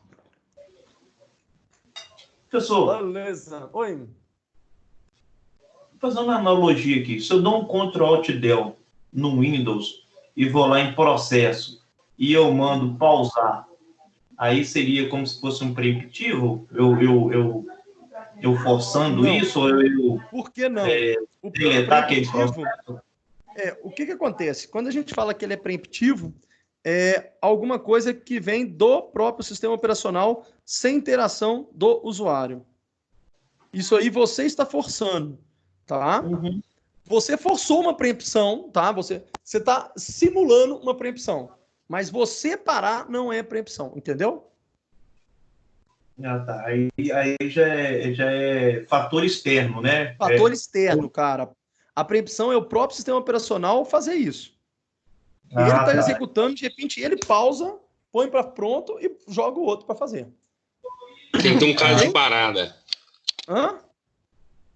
Tem que ter um caso de parada, né? Tem que ter alguma coisa que o sistema operacional faça sem ter aquela interação do usuário, cara. Entendeu? Beleza aí, senhores? Entendi. É o processo natural do sistema, né? Quer dizer, é o sistema em processo natural dele. Sem o sistema em processo natural. Uma ação externa, né? Que seria do usuário. Sem ação do usuário. Isso mesmo. Tá? O que o Leandro fez aí foi forçar isso aí. Tudo bem, você viu ele parando, né? Ele parou, mas quem pediu foi você, não foi ele. Então mas isso não é uma preempção, ok? Eu pensei mais ou menos nisso, eu sou igual, às vezes a gente está trabalhando com um programa e ele trava ou ele não começa a responder e ele demora. Aí a gente entra no processo e encerra ele para o equipamento agilizar algum outro processo que ele estava fazendo para depois a gente reativar aquele ali. Mas aí, no caso, é como eu falei, a ação externa. O próprio sistema, quando preemptivo, não preemptivo, ele já toma essa medida já sozinho, né? Quando ele é preemptivo, né? Uhum. Não preemptivo, ele não faz. Quando é preemptivo, ele já pode tomar essa decisão aí de fazer isso. Ok? Sim. E isso é para qualquer tipo de sistema, professor? Tanto 32 como 64 bits? Isso é do sistema operacional, cara. Tá? Isso aí vem do sistema operacional desde o Windows lá atrás, cara. Aí, obviamente, que esse escalonamento ele vai sendo melhorado, entendeu? Isso aí são algoritmos que fazem isso. Beleza? Entendi. Então, todo sistema operacional tem esse tipo de escalonamento. Todo sistema operacional multiprogramável, né? Que são aí os sistemas, né, do Windows para vir para cá aí, ele tem essa possibilidade aí no próprio sistema operacional. É um algoritmo do sistema operacional. Tá certo? Com certeza, se a gente pegar um Linux aí, a gente consegue ter acesso ao kernel do Linux e a gente consegue ter acesso ao algoritmo de escalonamento do próprio Linux, né? De cada, como é que chama? De cada versão aí. Beleza? No Windows a gente não vai conseguir ter acesso a isso, não. Ok, senhores? Posso passar para frente? Pode. Sim. Então vamos lá, escalonamento cooperativo. Um processo em execução pode voluntariamente liberar o processador, retornando à fila de pronto e possibilitando que um novo processo seja escalonado, permitindo assim uma melhor utilização do processador. A principal característica do escalonamento cooperativo está no fato da liberação do processador ser uma tarefa realizada exclusivamente pelo processo em execução, que de uma maneira cooperativa libera a OCP para execução. Então, quando a gente fala de escalonamento cooperativo, é quando o próprio processo lá, ele começa a ver que ele está há muito mais tempo e tem um outro que é mais crítico, ele fala assim, eu vou entrar lá no pronto de novo para poder fazer. Tá? Isso é um tipo de escalonamento chamado escalonamento cooperativo. Com a interrupção, não depende do sistema operacional, algumas situações indesejadas podem ocorrer. Um processo pode não verificar a fila de mensagens, nisso os demais não terão chance de ser executados até a liberação da UCP pelo processo em execução. Então, o que acontece? Quando a gente tem esse escalonamento, obviamente o processo pode não ter, na programação dele, olhar essa fila. Se ele não tem esse olhar na fila, ele acha que o negócio é só dele. Então ele só vai sair dali na hora que ele terminar de executar. Um exemplo desse tipo de escalonamento pode ser encontrado nos primeiros sistemas operacionais da família Windows, onde eram conhecidos como multitarefa cooperativa. Ok, senhores? Então, isso aí lá no início do Windows tinha esse escalonamento cooperativo. Hoje, obviamente, não tem muita coisa não, porque o próprio sistema operacional trouxe isso tudo para ele e falou assim, deixa que eu resolvo. Né? Ele tem algoritmos que conseguem fazer isso aí. Tranquilo? Escalonamento circular. É um escalonamento do tipo preemptivo, né? Tranquilo sobre preemptivo, né, senhores? Projetado especialmente para sistemas com tempo compartilhado. Esse processo é bastante semelhante ao FIFA, né? Que é o first in, first out. Porém, quando um processo passa para o estado de execução, existe um tempo limite para o uso contínuo do processador, denominado fatia de tempo. Time slice. Quantum. Tá? Então, o que é esse quantum? O quantum é o uso do processador numa fatia de tempo. O tempo que o processo vai usar isso aí. Ok, senhores? Tranquilo? Tranquilo. O escalonamento circular. Ok. Beleza. Bom, tá todo mundo acordado ainda. No escalonamento circular, porque quando tá dentro de sala eu cutuco vocês. Agora aqui vocês podem dormir aí que eu não consigo ver vocês, né? No escalonamento circular, toda vez que um processo é escalonado para a execução, uma nova fatia de tempo é conhecida. Caso a fatia de tempo expire, o sistema operacional interrompe o processo em execução, salva o seu contexto e direciona para o final da fila de pronto. O mecanismo é conhecido como preempção por tempo. Então, o que acontece? Tem aqui o estado, a criação do estado, tem uma fila, tem um OCP, tem aqui uma preempção por tempo, que ele volta para o final da fila. Ah, beleza, vou dar um exemplo assim, terrível disso aí, mas vocês vão entender. Vocês já viram aqueles postos que tem o chuveiro que você põe uma moedinha para você tomar banho? Alguém já viu isso aí? Alguém conhece isso aí? Beira de estrada. Isso, beira de estrada, cara. O que acontece? Vi, não, existe, tá? Existe. O que acontece? É um chuveiro lá, que você chega lá, põe a moeda de R$1, ele libera 2 minutos de água quente para você, cara. Aí você acabou ali, acabou um tempo, o que acontece? Você tem que sair, tá? Então, isso aí é uma analogia, tá? A esse escalonamento circular. Então, o que acontece? Você recebe uma faixa de tempo para você ser executado. Você vai lá, executou. Ah, não terminou não? Meu filho, obrigado, agora está na vez do outro, vai para o final da fila. Entendeu? E assim ele vai fazendo até ele executar todos os processos aí. Como se fosse uma lan house também, né? Pode ser. Acabou o seu lan tempo, house você também. sai voado. E acabou o seu tempo, você levanta aí que tem outro. Ah, mas eu estou precisando de acabar de enviar o e-mail. Ema, lá na fila. Né? Mais ou menos assim. Tranquilo aí, senhores? Mas esse aí pode causar problemas, não, professor? Claro, cara, qualquer escalonamento pode causar problemas. Não existe um escalonamento que você fala assim, não, esse aqui é o melhor de todos, tá? Num ponto crítico também pode causar problema. O que acontece? Você está executando um software, chega lá um processo mais crítico, ele termina o seu processo, fala, pera um pouquinho, e executa o outro.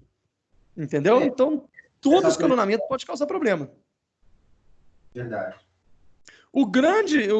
Esse negócio do escalonamento é qual que vai ser melhor dentro do processador que você tem e dentro do que você precisa, né? Qual que é o objetivo da sua máquina. Entendeu? Tranquilo? Entendi, tranquilo. Aí, ó, escalonamento por prioridades, né? Isso aí o próprio nome já fala. É um escalonamento do tipo preemptivo, né? O que seria o preemptivo? Ele consegue parar o outro, realizado com base em um valor associado a cada processo, denominado prioridade de execução. O processo com maior prioridade no estado de pronto é sempre escolhido para execução, e os processos com valores iguais são escalonados, seguidos pelo critério do first in, first out, que é a fila. Ok? O conceito de fatia de tempo não existe. Consequentemente, um processo em execução não pode sofrer preempção por tempo, Se você pegar um processo crítico que tenha muito tempo de execução, ema para os outros, né? Ele vai ficar aguardando até terminar para chamar de novo na fila. Ok, senhores? A perda do uso do processador poderá ocorrer caso chegue um processo com prioridade maior no estado de pronto. A preempção por prioridades é implementada através de uma interrupção de clock, gerada em determinados intervalos de tempo, para que a rotina reavalie as prioridades em estado de pronto. Tá? Então, chega num determinado momento de tempo, né, que a gente chama de interrupção de clock, ele vai lá e para o processo e volta. Ele não vai parar o processo naquele momento, porque às vezes você pode, né, estragar alguma coisa que o processo está sendo feito ali. Okay? Então, tem essas interrupções de clock aí, esses tempos aí, esse intervalo de tempo aí. Então, olha só, tem o estado aqui de criação, tem aqui prioridade e prioridade, tá certo? Ele vai pegar os caras da prioridade e vai mandar executar, ok? E aí ele vai ter o quê? Uma preempção por prioridade. Chega um com prioridade maior, opa, manda ele, termina o outro. Né? Põe o outro de novo na fila. Ok, senhores? Ô, professor, eu estou buscando um pouco mais a compreensão aqui, porque eu estou fazendo uma analogia, não sei se chega ao ponto certo, mas é como se fosse o sistema de árvore que a gente vê lá no início lá do curso, lá, né? Como se fosse uma busca heurística, uma busca definindo as prioridades, vai te dando os resultados, né? Só repete um pouquinho. Seria mais ou menos isso? Cortou a ligação aí, eu não consegui entender sua pergunta de novo. Repete, por favor, cara. É que eu estou fazendo a analogia um pouco, assim, dentro do que a gente já vem estudando, né? Sim, sim. Então, assim, ao meu ver, parece que é muito parecido com o sistema de árvores, né? Que a gente vê lá no início do curso. Aí que a gente vê uma busca estrela, uma busca... Só que de buscar e processar e te dar o resultado. No sistema de árvore também, você tem aí por prioridade também, né? Ele tem um número de prioridade onde você vai utilizar. A ideia é a mesma. As funcionalidades é que são diferentes. Ah, sim. Então, mas é mais ou menos dentro desse raciocínio, né? A ideia é isso aí, cara. Prioridade, igual tem lá na árvore. Mas a funcionalidade é diferente, tá? Porque a funcionalidade, quando você programa a árvore com essas prioridades, ok? O que acontece? Esse aqui, ele já chega com o processo, ele vai ver qual que é a prioridade do processo e ele muda toda a programação dele. Se eu estou executando não, com uma prioridade lá, prioridade 5, chegou um com prioridade 4, ele vai pegar a prioridade 4 e vai fazer. Né? Quanto menor a prioridade, mais ele vai fazendo aí. Entendeu? Ó, prioridade 0 aqui, ó, tem que ser feito urgente. Chegou, pode estar fazendo o que for. Ele vai ter lá uma interrupção de clock, vai parar aquele que está fazendo e vai colocar o outro para poder fazer. Tranquilo, Leandro? Tranquilo. Ideia mesmo. A funcionalidade é outra. Eu vou tentando assimilar dessa forma, professor, fazendo a comparação, que aí fica mais fácil. Claro, entender, beleza? Porque vocês conseguem ver o que vocês já tiveram ali. Com certeza. Entendeu? É só a prioridade aí que vai ser outra aí. Sim. Tá ok? Ok. Beleza? Então, vamos lá. Escalonamento circular com prioridades. O escalonamento circular com prioridades implementa o conceito de fatia de tempo e de prioridade de execução associada a cada processo. Nesse tipo, um processo permanece no estado de execução até que termine seu processamento. Voluntariamente, passe para o estado de espera ou sofra uma preempção por tempo ou prioridade. Como assim? Né? O que acontece? O que é o circular? Vamos voltar aqui no circular. Ó, circular, ele não tem um tempo? Ok? O prioridade, ele define um tempo. No circular, por prioridade, o que vai acontecer? Eu tenho um tempo pré-definido, onde que naquele tempo eu paro e vejo se tem mais alguém com prioridade maior. Ah, tem não? Continuo. Ah, tem? Faça a troca. Então eu faço a troca o quê? Na medida de um tempo pré-definido. Tranquilo, senhores? Beleza ou não? Beleza. Eu estou juntando as duas, Beleza. né? Simplesmente. Escalonamento de threads, né?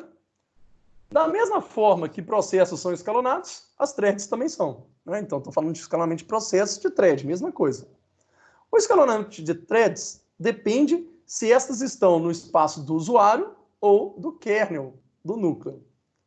Se forem threads de usuário, o núcleo não sabe da sua existência e o sistema operacional escolhe um processo A para executar, dando a ele o controle do seu quantum. Né? O que é o seu quantum?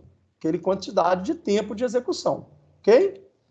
Porém, o escalonador do thread A escolhe qual thread deve executar, através dos algoritmos de escalonamento descrito anteriormente. Então, eu tenho o processo, e o processo tem as threads lá dentro, que eu tenho escalonamento, né? Tenho o meu algoritmo de escalonamento que vai definir qual thread do processo que vai ser executado. Ok? Se forem threads de núcleo, o sistema operacional escolhe uma thread para executar até o quantum máximo. E caso o quantum seja excedido, a thread vai ser suspensa. Tranquilo, senhores? Então, Professor, Oi, pode falar. você tirou só uma dúvida. Um processo, quando ele é dividido em threads, essas threads têm partes iguais ou não? Cara, pode ter ou não, cara. Vai depender da thread, porque tem thread que demora mais tempo, tem thread que demora menos tempo. Se ela tivesse partes iguais, olha para você ver, o escalonamento por tempo não tinha jeito, entendeu? Aquele do menor vai fazer.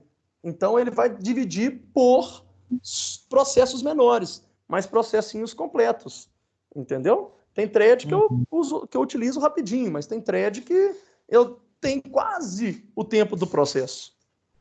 Ô, professor. Entendeu? Oi. Essa aula aí vai ser gravada? Tá gravada. Vai ser disponibilizado, vai ser disponibilizado no portal? Vou disponibilizar isso aqui para vocês. Não, ok. É porque eu não tô conseguindo escutar nada, cara. Então, tipo assim, pra mim tá meio... Não, eu vou disponibilizar, só que o que acontece? Deve ser amanhã de manhã, cara, porque ele demora para poder gravar, depois ele joga o link para mim, aí eu tenho que baixar, tenho que publicar no YouTube e colocar o link para vocês. Então isso aí não vai, tem problema, não. vai me demandar aí uma meia hora, 40 minutos, cara. Né? Não sou eu que estou fazendo, não, mas eu vou ter que pedir para poder baixar. Aí eu tenho que esperar baixar. Aí depois eu vou lá, peço para publicar. Aí eu tenho que esperar publicar. Aí depois que ele publica, aí sou eu que faço. Eu vou lá e ponho o link para vocês. O Rodrigo só está perguntando, professor, para depois eu corrigir a aula, porque ele é desse jeito. É, o Rodrigo não tem nada disso, cara. Eu acho que a gente pode fazer o seguinte, na próxima aula ele vai apresentar um trabalho. O que você acha, Leandro? Fica bom, não fica? Vamos colocar ele, professor, para apresentar. Nós vamos escolher aqui um tema e vamos colocar ele para apresentar, igual eu estou fazendo aqui. Acho que fica bom, né? Aí, sacaria não. Mas tá certo, Rodrigo. Vai ser disponibilizado lá. Tranquilo, senhores? Alguma dúvida? Alguém tem alguma dúvida? Pode falar não, gente. Aí pode falar não, que eu fico feliz que vocês não têm dúvida. Não. Eu acho que a sua aula aí foi bem, como eu posso dizer, esclarecedora. Conseguiu tirar as minhas dúvidas que eu tinha aqui. Não, bacana. Senhores, é o que a gente tem, né? Infelizmente, com essa pandemia aí, a gente tem que ficar em casa. Gostaria eu muito de estar dentro de sala, né? Com vocês lá, porque eu acho que esse calor humano é muito bacana, né? Mas eu acho que aqui deu para a gente poder explicar tudo aí, por isso que é importante essa interação, né? Vocês pararem, perguntar, porque eu vou tentar explicar de novo, até que vocês saiam daqui sem dúvidas, né? Claro que algumas dúvidas depois, na hora de estudar, vão aparecer, normal, né? Porque aí você pode pensar de uma outra maneira, né? E aí a gente vai estar aí na próxima aula. Se vocês quiserem, vocês podem me perguntar, a gente vai tentando solucionar isso tudo aí.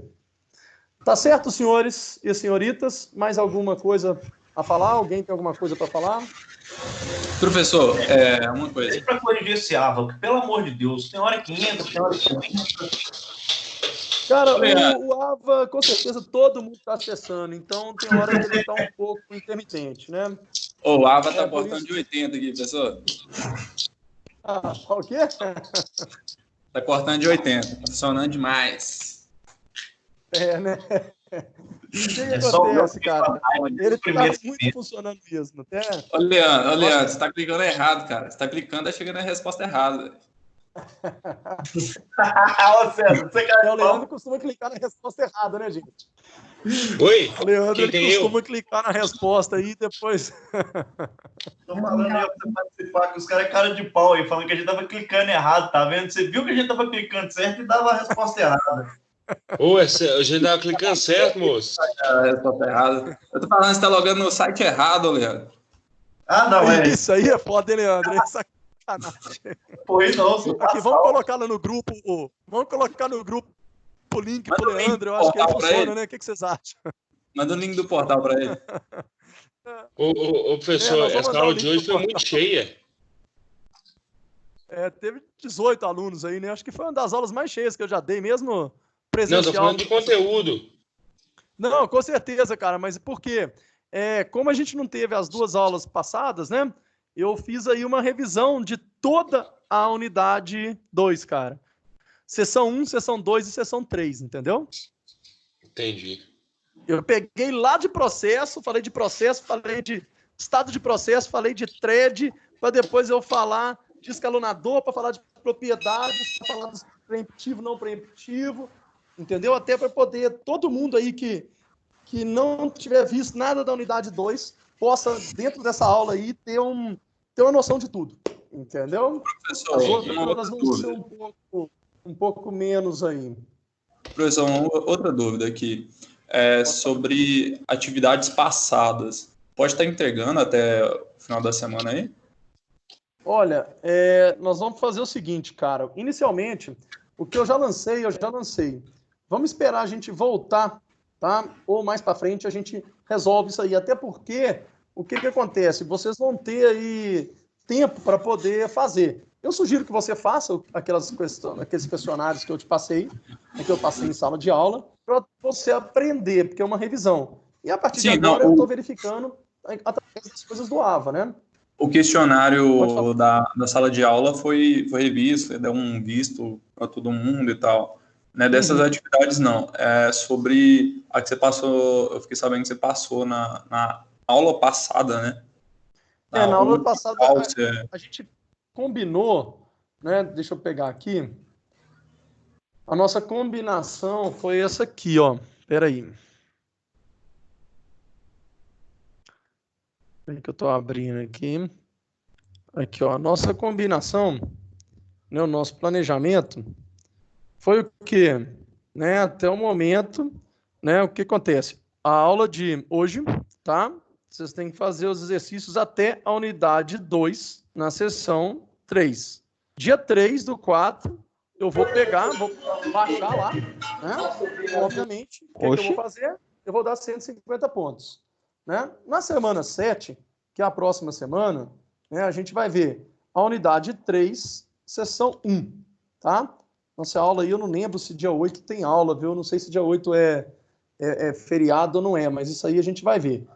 Eu acho que tem aula sim, tá? Mas se não tiver aula dia 8, né, vai ficar aí para o dia 15/4. Não é isso, senhores? Deixa eu ver aqui. Se não tiver dia 8, vai ficar para o dia 15, certo? E aí, o que vai ser feito? A pontuação vai ser feita dia 10/4, né? O que eu faço? Eu vou lá, gente, simplesmente pego a planilha que eu tenho, se vocês fizeram os exercícios. Ou então, dia 17/4. E aí, vou dar mais 150 pontos. Tranquilo, ô Marcos? Tranquilo aí, senhores? Em cima desse planejamento aqui? Tranquilo. Beleza? E aí, o que acontece, né? Vocês têm aí os EDs para fazer. Professor, dá um zoom aí, eu não estou conseguindo ver, por favor. Oi, como é que é? Eu não estou conseguindo acompanhar, não estou conseguindo ler, porque o pixel tá bem pequeno, não tá... O Ctrl mais dá um zoom na tela aí, cara. Melhorou? Aí, ficou melhor. Primeira semana, 1/5, você pode ter... Você falou de... Tá, isso aqui, ó, o que acontece? No dia 25/3, que foi o dia que a gente começou, né, a ter essa aula, O que aconteceu semana passada? Eu combinei que vocês tinham que fazer toda a unidade 1 e 2, né? Até a sessão 2. Certo? Certo. Então, a unidade 1 toda e a unidade 2 até a sessão 2. Dia 25, deu uma aula. Dia 27, eu baixei uma planilha, né? Que eu tenho a planilha aqui, que todo mundo que fez essas atividades aqui, eu vou dar 150 pontos. Quem não fez essas atividades não vai ganhar os 150 pontos. Aquelas atividades em sala de aula que teve um quiz e depois a gente pegou e fez. As atividades aqui, ó, diagnóstica e de aprendizagem do AVA. Então, eu pego lá, o AVA me mostra quem fez aquilo ali. Então, quem fez tudo até a unidade 2, sessão 2, ganha 150 pontos. Tá certo? Beleza. Se você não fez... Ressalva que, como eu, que não consegue pegar o link certo do AVA, teve uns que teve acesso só depois, igual teve gente que teve acesso só no domingo, como eu até mandei mensagem para o senhor, teve outros que só teve acesso na segunda. Quem mandou para mim, ó, Ivan, tive acesso aqui, tô fazendo agora e tal, igual o seu caso, Leandro, eu combinei com você, eu deixei. E aí eu peguei uma outra planilha, no dia que nós combinamos, que foi segunda de manhã, não é isso? Segunda de manhã eu peguei essa planilha e eu tô com ela aqui. Então eu vou fazer, né, no seu nome na segunda de manhã. O restante do pessoal eu peguei a planilha dia 27. Casos, né, isolados, vocês me chamem no privado, aí Ivan, não tô conseguindo, cara, e tal. Vou fazer até tal dia, a gente combina, não tem problema, eu sou maleável com isso. O que não pode é chegar agora e falar assim, bicho, não consegui não, cara. Tipo, tô aqui, não consegui não, posso fazer? Não, não pode não. Na verdade, pode, deve. Mas só que você não vai ganhar esses 150. Você vai ganhar o quê? E esses outros 150 aqui, ó. Que no dia 3 do 4 eu vou pegar. Quem tiver feito tudo até a sessão 3, da unidade 2, mais 150 pontos. Tranquilo, senhores? Entenderam? E quem já fechou a unidade 1 e 2, tá tranquilo, né? Pode... Sim, tá tranquilo. Unidade 1 e 2 é tranquilo. Semana que vem, eu vou cobrar o quê? Unidade 3, sessão 1. Beleza? E ela vai estar disponível no portal a partir de quando, pessoal? A unidade 3. Cara, aí você me apertou. Deixa eu ver lá no portal. Eu acho que ela vai estar disponível, sessão 1. Deixa eu ver aqui. Estou no portal aqui, eu não sei se ele vai pedir para eu logar de novo. Eu acho que ele entra agora, no início de março. Ou de abril, cara. Aqui, ó. Disponível a partir do dia 13 de abril. Que bacana, né? Então, dia 8 não deve ter aula, não, cara. Eu acredito que dia 8 não tem aula, viu? Sim. Eu acho que dia 8 é feriado, porque é da Semana Santa aí, né? Eu não sei. O feriado é 10, né? O feriado é 10, mas eu não sei se o sindicato ele pega 8 e 9, cara. Eu vou ver isso aí e falo para vocês. Não, bacana. E aí, o que acontece? Inicialmente, vão ficar isso aqui. Aqui tá falando que abre aqui, ó, a partir do dia 13 de abril, tá? Então, obviamente que se abrir dia 13 de abril, não vai ter jeito da gente fazer, né, essa aula aqui, né, no dia 8 de abril, com vocês vendo isso aqui. Aí eu vou ver o que a gente vai fazer aqui se não abrir. Tá certo? Beleza. Vocês podiam até fazer o seguinte para mim. Tentem acessar isso aí na próxima segunda-feira, né? Sim. Nossa aula é na quarta, então na segunda-feira, tentem acessar e me mandem pelo grupo aí, pessoal, não abriu mesmo pra gente não, porque aí eu já vou tentar ver o que a gente vai fazer em cima disso aqui. Ô, professor, só para validar com você mesmo, eu terminei de fazer a primeira e a segunda sessão no dia 30, que foi essa semana, então eu vou ganhar só 150 referente à semana. Da semana passada eu não ganho porque eu não fiz no Isso, entendi. Isso mesmo. Entendi. Tá, ok. Tá? Beleza. Mas aí o que acontece? Essa disciplina é de nível 1, né? Eu acho que aí vocês têm aí 14 mil pontos. Sim, eu estou fazendo isso mesmo para poder bonificar quem tá fazendo junto com a gente, entendeu? Tá certo? Certo. E na prova, essa primeira prova do senhor, vai cair a unidade 1 e 2? Ou Cara, 1, 2 e 3? A prova não foi definida ainda pelo Pitágoras, certo? Porque eu não sei o eu não sei o que vai ser definido, cara. Eu tô falando assim, eu e Ivan, né, até conversando com alguns outros professores, alguma coisa assim, eu tô suspeitando que às vezes a gente vai ter somente uma prova lá no final. Entendeu? Tô suspeitando. Gente, não tem nada definido pelo Pitágoras. né? Porque as voltas às aulas está definida aí para o dia 1º/5, praticamente, né? Esse mês de abril já não tem aula. Então, o que eu acho? Eu não sei o que eles vão fazer ainda. Parece que vai sair alguma definição aí mais para frente. Tá? Então, eu tenho que esperar mesmo sair a definição para a gente poder tentar ver o que vai acontecer. Entendi. Entendeu? Mas, assim, o que a gente vai fazer, né? O que nós, professores, vamos fazer e até o que a gente comprometeu a fazer é passar toda a matéria da melhor forma possível, né? Dentro do que a gente tem hoje. O que a gente tem hoje, eu estou tentando aí fazer a coisa mais interativa e a gente tentar aprender aí, porque o importante é que vocês tenham conhecimento disso para continuar o curso, né? Que vocês não tenham aí 6 meses perdidos aí. Tá certo? Certo. Mais alguma dúvida, senhores? Não. Não? Então, muito obrigado pela presença. Um bom final de semana. A gente vai conversando aí pelo grupo de WhatsApp. Cuidem-se, né? Precisamos aí da gente ter saúde para que a gente possa alavancar a economia, que já teve um baque fudido aí, né? Alavancar a economia e continuar aí com nossos estudos, porque logo depois dessa crise, com certeza vai vir umas oportunidades. E quem tiver mais bem preparado vão ser as pessoas que vão ter competência para poder estar nessas vagas aí. Tá certo, senhores? O Ivan. Tá certo, professor. Obrigado, hein?